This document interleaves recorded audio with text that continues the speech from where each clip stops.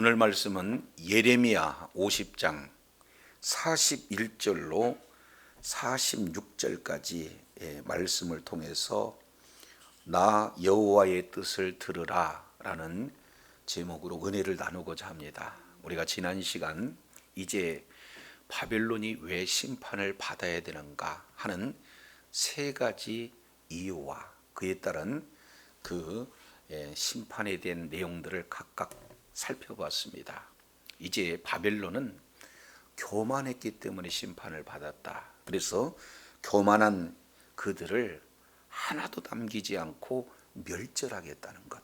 그리고 이어서 바벨론은 하나님의 백성들을 학대하고 그리고 자랑하는 그런 어떤 가운데 있었다. 그것이 원인이 돼서 결국엔 그들은 공포에 휩쓸릴 수밖에 없고 도리어 그들이 학대당함으로 심판을 받는다. 이어서 세 번째, 그들은 우상 숭배함으로 말미암아 땅에 이제는 짐승만 살 수 있는, 사람이 살 수 없는 황폐한 곳으로 철저하게 심판받는다 하는 세 가지 심판의 이유와 심판의 결과를 우리가 살펴봤어요. 이제 오늘 본문의 내용을 통해서 보면은 그 심판의 주체가 사실은 누구냐?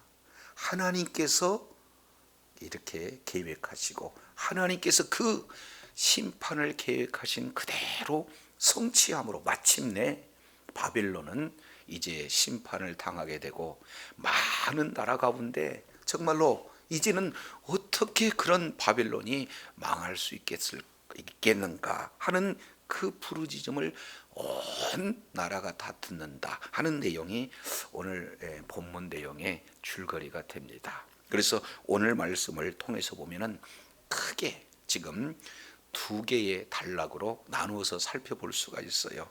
그래서 41절부터 43절까지 이 내용을 통해서 보면은 하나님께서 이제는 바벨론을 심판할 것이다 라는 사실을 하나님께서 직접 공표하는 내용이 소개가 되고 있다면, 이어서 44절부터 46절까지 이 내용은 그 공표한 심판 그대로 우리 하나님께서 계획하시고 그리고 그 계획하신 내용을 반드시 성취하시는 분이 바로 우리 하나님이시다 라는 사실을 분명히 하고 있어요. 그래서 결론적으로 46절, 바벨론은 이제는 바로 약탈을 당하는 소리가 끊이지 않는다. 심판을 말하고 있죠. 그리고 그에 대해서 주변국의 반응이 지금 잘 이렇게 나타났습니다.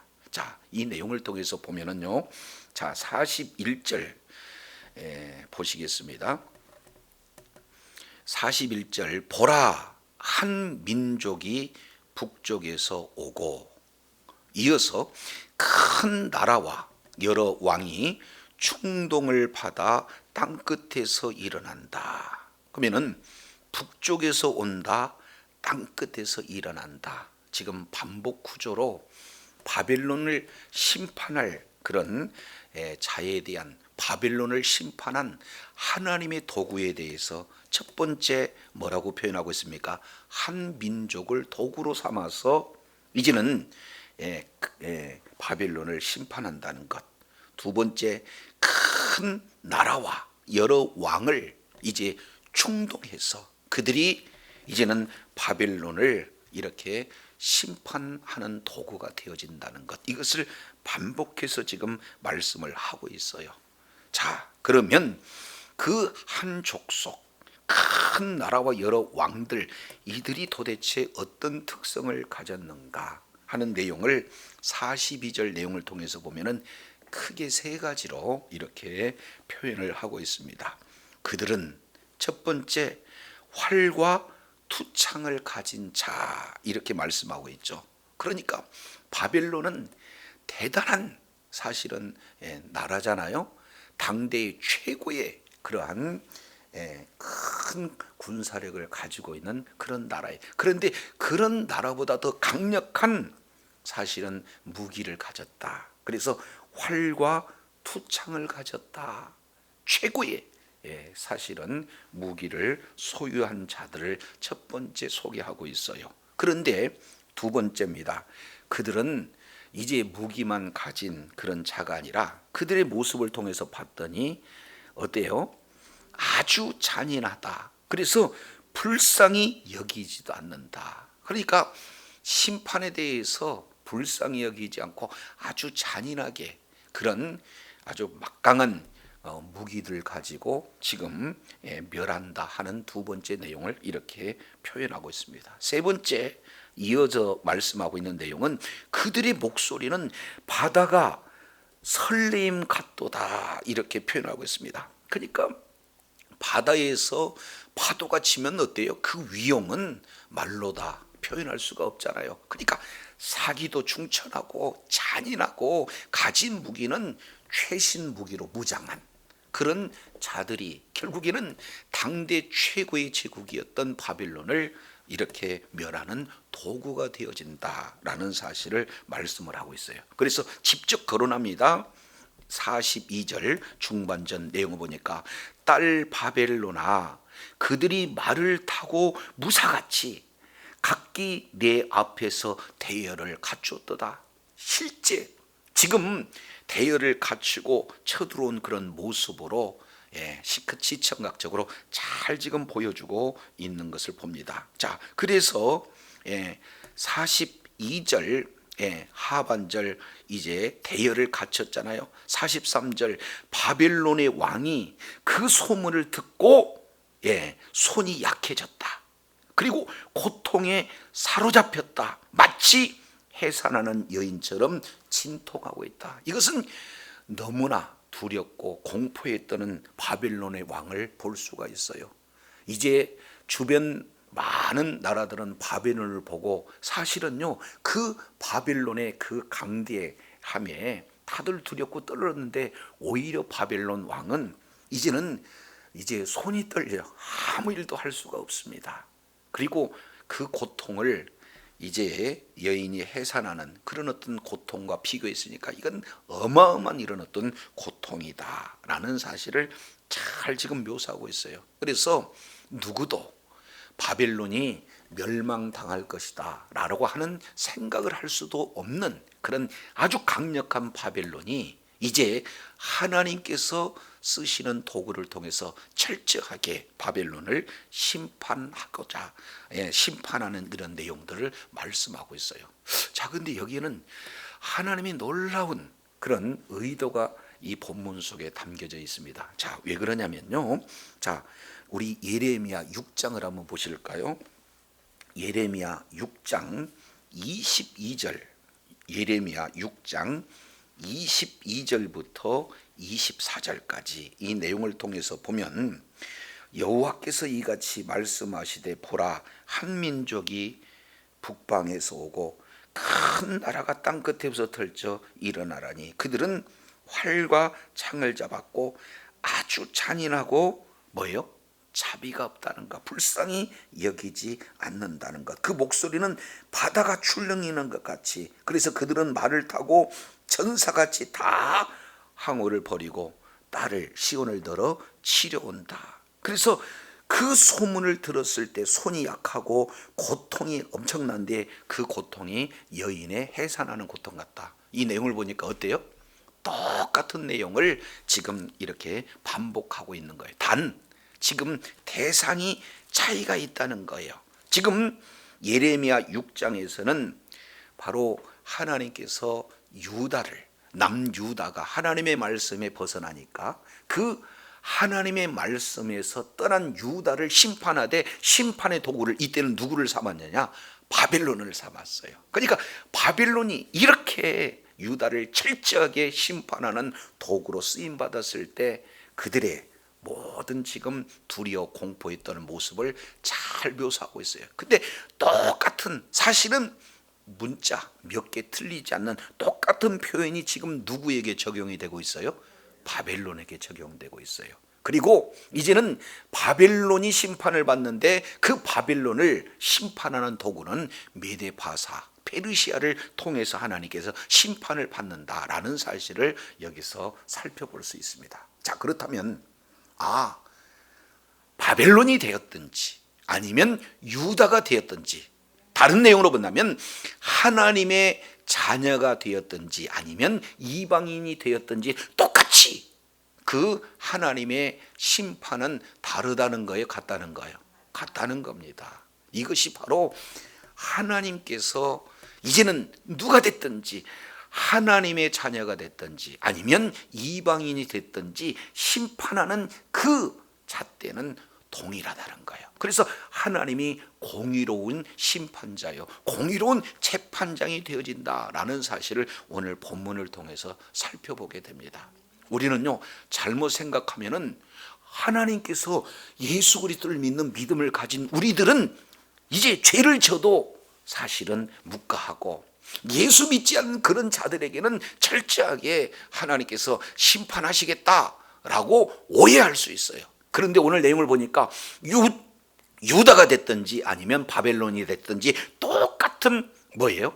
심판이 적용된다는 거예요. 그러니까 심판의 방법도 똑같고 심판의 강도도 똑같아요. 그 대상은 예수 안에 있든지 예수 밖에 있든지 동일하게 지금 적용된다라는 사실을 볼 수가 있습니다. 그래서 이 부분을 이제는 구약 한 군데 그리고 신약 한 군데 우리가 잠깐 살펴본다면은, 자, 이제는 하나님의 말씀에 벗어나게 된 바로 이방인들을 철저하게 심판한 것처럼 똑같이 우리 하나님께서는 약속의 자녀들, 언약의 백성들도 하나님의 말씀에 벗어난 범죄를 하게 되면 똑같은 심판을 진행한다는 사실이에요. 자, 우리 레위기 18장 잠깐 살펴보도록 하겠습니다. 레위기 18장 이 내용은 이제 우리 하나님께서 가나안 땅의 원주민을 심판하는 데 있어서 어떤 죄악으로 심판을 하게 되어지는가, 지금 쭉 이렇게 설명을 하고 있어요. 레위기 18장. 자, 그런데 그들이 24절 한번 보시겠습니다. 18장 24절. 너희는 이 모든 일로 스스로 더럽히지 말라. 내가 너희 앞에서 쫓아내는 족속들이 이 모든 일로 인하여 더러워졌고 그 땅도 더러워졌다. 그러니까 땅도 더러워지고 그 땅 위에 사는 그러한 뭐예요?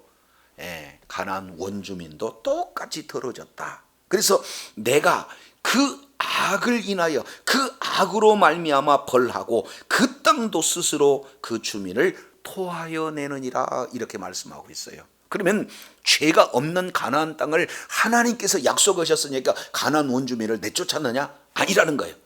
그들이 쫓아냄을 당한 것은 그들의 뭐예요? 심판받을 만한 죄악으로 가득 찼기 때문이라.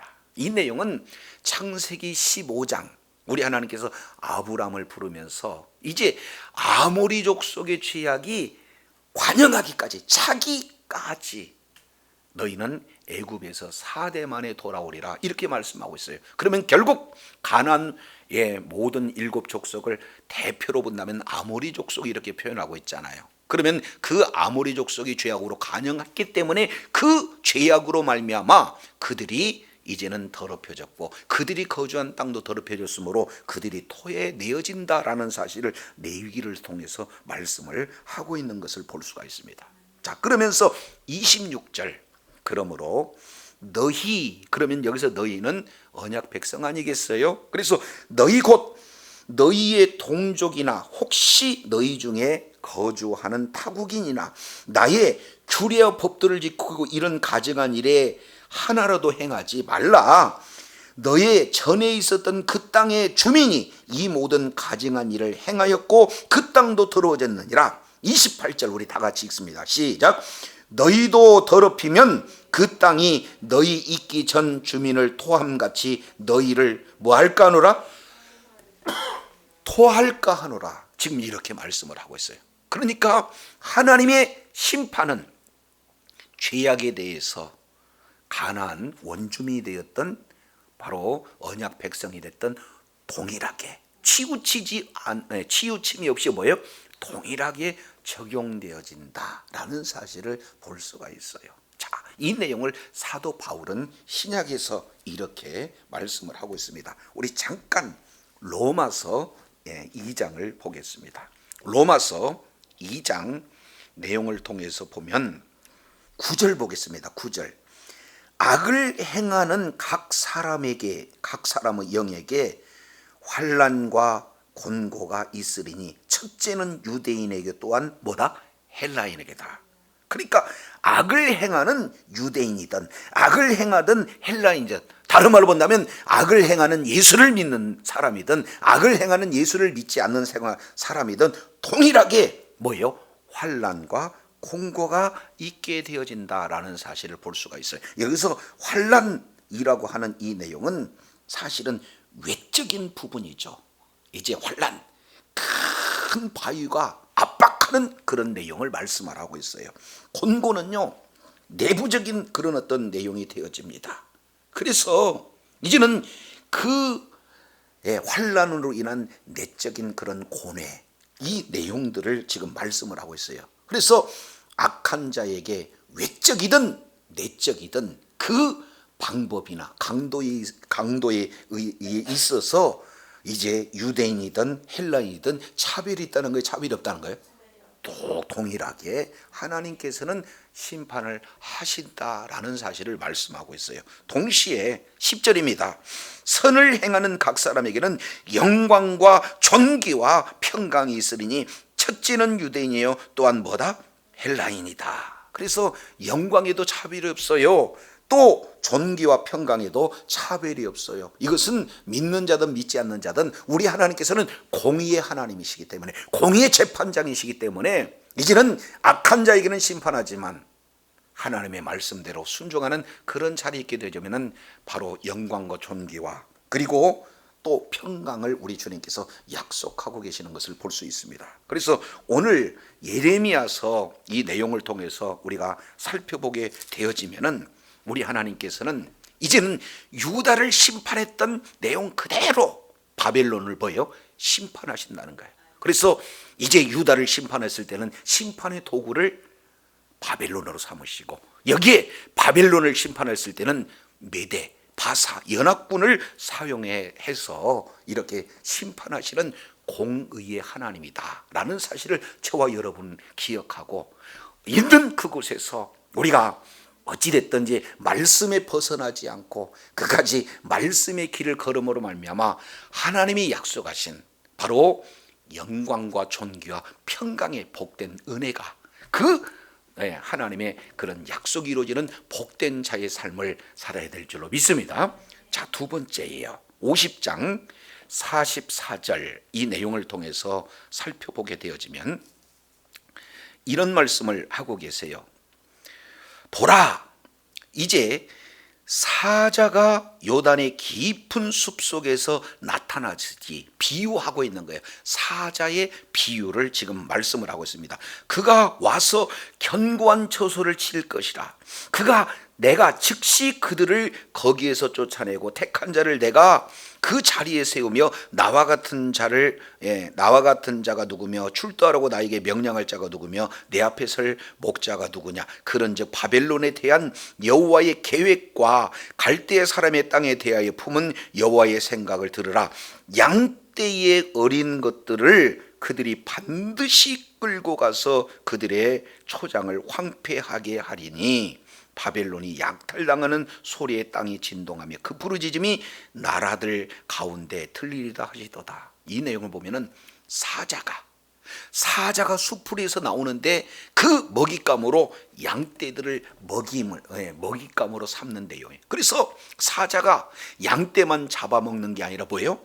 그 초장도 다 사실은 황폐하게 만든다 하는 이 비유를 들어서 지금 말씀을 하고 있는 것을 보게 되어져요. 자, 그러면 44절 조금 더 구체적으로 보시죠. 보라, 사자가 요단의 깊은 숲에서 나타나시지. 그가 와서, 그러면 그는 사자가 온 거죠. 그리고 견고한 처소를 친다는 거예요. 그러면 비유가 사자가 양떼의 처소를 치는 것과 같이 진행이 되는데, 실제로는 여기서 사자는 이제 양떼를 잡아먹는 심판의 도구가 되어지는 거죠.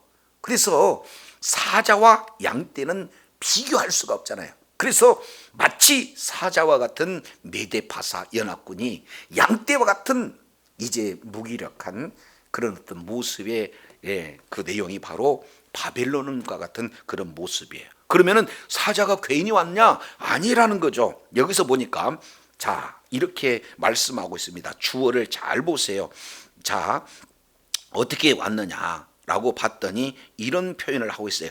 내가 즉시 그들을 거기에서 쫓아내고, 두 번째입니다. 내가 쫓아내고 택한 자를 내가 그 자리에 세우리니 그랬습니다. 그러면 이 모든 것은 누가 하신다는 거예요? 내가 한다. 하나님께서 한다는, 하나님이 쫓아내시고 하나님께서 세우신다라는 사실을 볼 수가 있습니다. 그러니까 결국 사자는 사자 자의적으로 이런 일을 진행하는 것이 아니라 하나님이 사자를 쓰셔서, 사자는 하나님의 도구가 되어서 마치 양을, 그리고 양에 거하는 처소를, 그리고 양이 거주하는 그러한 목초지를 황폐하게 만드는 그런 내용으로 이제 하나님께서 사자를 써서 심판하신다 하는 이런 내용이에요. 자, 그런데 여기서 세 번씩 강조하고 있는 단어가 있습니다. 44절 하반절 내용을 보니까 이렇게 얘기해요. 나와 같은 자가 누구냐? 출두하라고 나에게 명령할 자가 누구냐? 내 앞에서 설 목자가 누구냐? 결국 내가 이 심판을 주도적으로 진행하는데 내가 심판하는 일에 어떤 누구도 이의를 제기할 자가 있다는 겁니까? 없다는 겁니까? 없다는 거예요. 그러니까 온 우주 만물을 통치하시고 온 우주 만물의 이제 주권자가 바로 나 하나님이다 라는 사실을 세 번씩 온전히 강조하고 있는 내용들을 볼 수가 있습니다. 자, 그래서 이것을 구체적으로 해석을 해주세요. 그게 45절 내용이 되어집니다. 그런즉, 지금까지는 이제 선언했죠. 그런즉 바벨론에 대한 여호와의 계획, 그리고 갈대아 사람의 땅에 대해 품은 여호와의 생각, 하나님의 계획, 하나님의 생각을 너희들은 들으라, 이렇게 지금 말씀을 하고 있어요. 그러면 하나님의 계획, 하나님의 생각, 이 내용은 양떼의 어린 것들을 그들이 반드시 끌어가고 그들의 초장을 황폐하게 할 것이다. 그 얘기는 하나님이 생각하고 하나님께서 계획하는 모든 일들은 반드시 성취되어진다, 반드시 이루어진다라는 사실을 말씀을 하고 있는 것을 보게 됩니다. 여기에서 바로 하나님의 주권이 선포되어지고 있는 그런 장면이 됩니다. 그래서 이 세상의 모든 나라들은 흥망성쇠를 거듭합니다. 그래서 나라가 강력해서 강력한 나라가 약한 나라를 침략하고 정복하는 그런 내용이 그들의 강함으로 인하는 것 같지만 사실은 그 배후에 역사의 주권자가 누가 되신다는 거예요? 바로 여호와 하나님이 주권자가 되신다라는 사실을 분명히 말씀을 하고 있습니다. 자, 그래서요, 이 부분을 다니엘서 2장 31절 이하 35절 이 내용을 통해서 보면은 다니엘이 하나님의 주권에 대한 내용을 잘 설명을 하고 있어요. 우리가 잘 알고 있지만 애국과 같은 그 강력한 나라, 그 나라를요, 그 나라도 어떻게 돼요? 영원히 강대국이 될 수가 없어요. 그것은 때가 되었을 때 하나님께서 뭐예요? 애굽을 멸하시기도 해요. 그런데 다니엘서 2장 31절 내용을 보면은 이제는 느부갓네살, 바로 이 바벨론 왕 느부갓네살 이 왕에 대해서 하나님이 신상을 그 꿈으로 보여주시잖아요. 그게 무슨 내용인지 번뇌를 하고 있을 그때 이제는 하나님의 사람 다니엘을 통해서 꿈 신상에 대한 내용이 해몽이 되어져요. 그러니까 꿈도 내가 무슨 꿈을 꾸었는지, 그리고 꿈에 대한 해석이 무엇인지 지금 요구했을 때 이 세상에서 가장 뛰어난 지혜자, 술사들 모두가 다, 그것은 사람이 할 수가 없습니다. 이것은 오직 신만이 할 수 있습니다. 그럴 때 하나님의 사람 다니엘이 이제는 느부갓네살 왕 앞에 나가서 해석을 해줘요. 꿈을 먼저 얘기해주고 그 꿈에 따른 해석을 진행하지 않습니까? 다니엘의 이 소개하는 내용은 느부갓네살 왕이 큰 신상을 봤다는 거예요. 머리는 금이고 가슴은 은이고 그리고 배 넓적다른 노시고 종아리 철이고 그 발, 이 내용은 철이다. 그래서 각 5부분을 이렇게 진행하면서 그러면은 머리는 뭐냐? 바벨론이다. 바벨론이 금과 같은 나라지만 조금 있으면 메데 바사에 의해서 멸망된다는 것. 그 메데 바사, 이 내용은 헬라에 의해서, 헬라는 로마에 의해서, 그리고 이 로마는 어떻게 되는 겁니까? 결국에는 한 나라, 그리스도의 나라에 의해서 완전히 멸해진다라는 사실을 이렇게 살펴볼 수가 있어요. 그렇기 때문에 강대국이 세워지고 또 역사에서 사라지는 이런 모든 내용은 힘의 원리에 의해서 역사가 기록된 것이 아니다. 바로 하나님의 주권이라는 사실을 정확하게 다니엘을 통해서 말씀하고 계시다는 사실을 저와 여러분 기억해야 될 줄로 믿습니다. 오늘 내용을 통해서 보니까 이런 부분들을 말씀을 하고 있어요. 자, 이 내용을 우리 다시 한번 예레미야 관점으로 한번 살펴보겠습니다. 자, 44절 지금 무슨 예를 사용하고 있어요? 사자가 수풀에서 나와서 그리고 어린 양들을 이렇게 멸하는 이 내용을 이렇게 말씀하고 있는데 우리가 몇 장만 앞으로 살펴보도록 하겠습니다. 49장 19절 49장 19절 내용을 통해서 보면 보라 사자가 요단의 숲불에서 올라올 것이다. 그가 와서 견고한 저소를 칠 것이고 내가 즉시 그들을 거기서 쫓아내고 택한 자를 내가 그 위에 세우리니 나와 같은 자가 누구며 나로 더불어 다툴 자가 누구며 내 앞에 설 자 목자가 누구냐. 그런즉 에돔에 대한 나의 여호와의 도모와 대만의 거민에 대하여 경외한 나의 여호와의 뜻을 들으라. 양떼의 어린 것들이 그들이 반드시 끌어내고 그의 처소가 황무하게 하려니 그 넘어지는 소리가 땅에 진동하며 그 부르짖는 소리가 홍해에 들리더라. 이 내용도 뭐예요? 똑같습니다. 몇 자만 틀리고 똑같아요.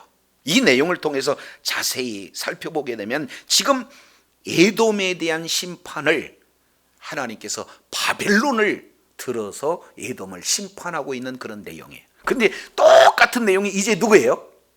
바벨론에게 그대로 적용돼요. 바벨론 역시 마찬가지로 이제 메대와 바사에 의해서 철저하게 사자가 마치 양을 완전히 멸하는 그런 내용을 똑같이 진행하고 있습니다.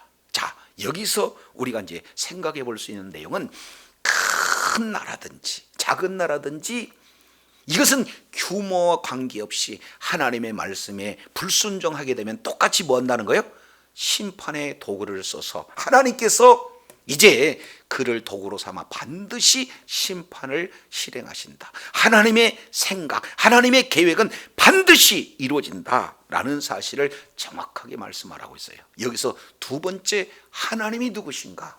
바로 온 우주 만물을 통치하는 주권자가 되신다. 역사의 주인이 바로 우리 하나님이다 라는 사실을 말씀하고 있어요. 그래서 오늘 내용을 보니까 두 파트예요. 41절부터 43절까지는 하나님은 공의의 하나님이다.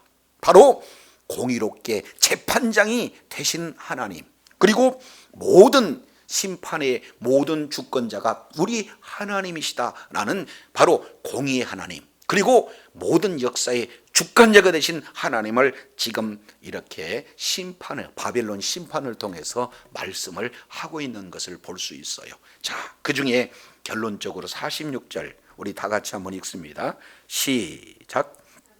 바벨론이 약탈당하는 소리에 땅이 진동하며 그의 부르짖음이 나라들 가운데 들리리라 하시도다. 아멘. 이 내용은 누구를 통해서 말씀을 하고 있습니까? 예레미야를 통해서 말씀하고 있어요. 예레미야는요, 하나님이 누구신가, 그리고 하나님의 그 말씀을 하신 내용은 그대로 이루어진다는 사실을 정확하게 알고 가감없이 하나님의 말씀을 전했던 바로 하나님이 쓰시는 선지자다라는 사실을 볼 수가 있어요. 그래서 아주 주변 나라 사람들이 다 놀란다는 거예요. 어떻게 바벨론과 같은 그 강력한 나라, 그렇게 큰 나라가 망할 수 있게 있을까? 생각지도 못하는데 철저하게 함락되어지고 약탈되어지고, 그리고 주변 나라들이 그러한 그 부르짖는 그 고통을 뭐예요? 주변 사람들이 다 듣는다라는 사실을 지금 정확하게 말씀을 하고 있습니다. 자, 이 내용을 신약성경 요한계시록 18장 이 내용을 통해서 살펴보면은 계속해서 반복되어지는 내용이 뭡니까? 바벨론 심판에 대한 내용들을 말씀하고 있어요. 그래서 18장 2절 힘센 음성으로 외쳐 이르되 무너졌도다 무너졌도다 큰 성 바벨론이여 귀신의 처소와 각종 더러운 영이 모인 곳과 각종 더럽고 가져간 새가 모이는 곳이여, 이렇게 말씀을 하고 있어요. 그래서 바벨론은 결국 뭘 의미하고 있습니까? 세상 전체를 의미하고 있어요. 그래서 이제는 무너질 심판받을 이 바벨론에 우리가 소망을 두기보다 영원히 무너지지 않는, 진동하지 않은, 흔들리지 않는 하나님의 나라의 소망을 두고, 오늘 예레미야처럼 하나님은 누구신가? 공의의 하나님이다. 하나님은 누구신가? 역사를 주관하는 바로 역사의 주권자가 바로 하나님이다 라는 확실한 사실을 가지고, 그 말씀은 심판이 되면은, 심판이 선포되면 그 말씀은 누구를 이제 누구의 대상이 됐든지, 믿는 자든 믿지 않는 자든, 큰 나라든 작은 나라든 하나님의 계획은 반드시 이루시는 신실하신 하나님이다. 따라서 우리가 무너질 이 세상의 소망을 두지 않고 하나님 나라의 소망을 둘 뿐만 아니라 우리의 자세는 이러한 이제 하나님이 누구시고 하나님의 말씀을 통해서 어떻게 일하신가, 이런 확실한 내용을 저와 여러분이 가감없이 증거하여서 하나님의 기쁨이 되고 하나님 앞에 존귀하게 받는 주의 사랑하는 자녀들이 다 되시기를 예수 이름으로 축원합니다.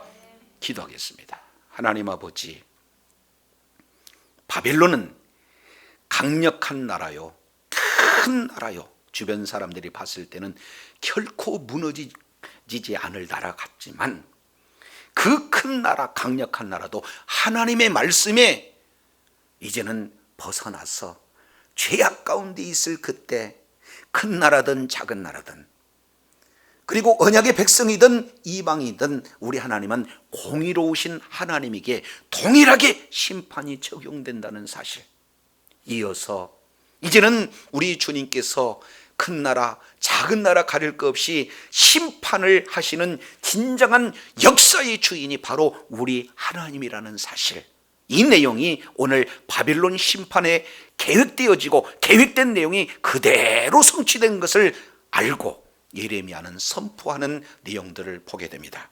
거룩하신 하나님, 이제 이 썩어져 갈, 불에 탈 없어질, 멸망당할 수밖에 없는 이 세상의 소망을 두기보다는 영원토록 하나님과 동행하고 흔들리지 않는 나라, 심판이 없는 하나님 나라의 소망을 두어 있는 그곳에서 정말로 하나님의 말씀을 확실히 믿는 믿음으로 그 말씀을 증거하여 주의 뜻을 이루고 하나님 나라 확장하는 일에, 존귀하게 쓰임받는 일에 끝까지 의로운 병기로 쓰임받는 주의 사랑하는 자녀들 다 되게 하여 주시옵소서.